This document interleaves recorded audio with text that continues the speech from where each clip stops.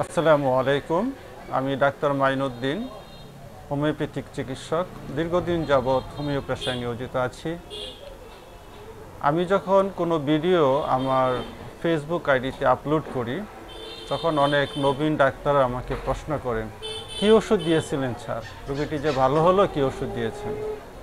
আমি অবশ্য ভিডিওটা দেই এই কারণে যে অনেকে মনে করেন যে হোমিওপ্যাথি কাজ করে না, হোমিওপ্যাথি মানে একটা ব্যর্থ চিকিৎসা।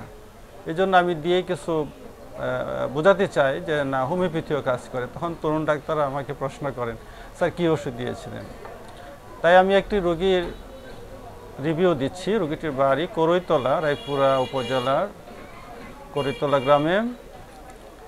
রোগীটির নাম সমলা, আনুমানিক বয়স 50 থেকে 55 হবে। তিনি আমার কাছে গলা ব্যথা, কথা বলতে পারে না এবং কিছু গিলতে পারে না, খেতে পারে না, এই সমস্যাটা নিয়ে আমার কাছে আসেন।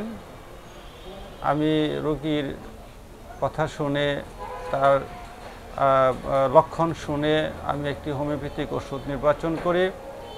হোমিওপ্যাথিক চিকিৎসক বন্ধুরা, আপনারা জানেন যে রোগীর চিকিৎসা আমরা যখন করি তখন অবশ্যই লক্ষণগুলোকে আমরা দেখি, পুঙ্খানুপুঙ্খানুভাবে বিশ্লেষণ করে লক্ষণ অনুযায়ী ওষুধ নির্বাচন করি। এই রোগীটির লক্ষণ ছিল যে গলা ব্যথা ঠান্ডা বাতাসে বাড়ে, ফ্যানের বাতাসে বাড়ে।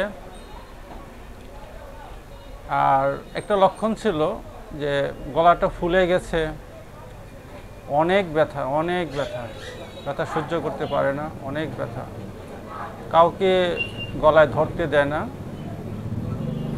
খুবই স্পর্শকাতর, সংবেদনশীল, ধরতেই দেয় না।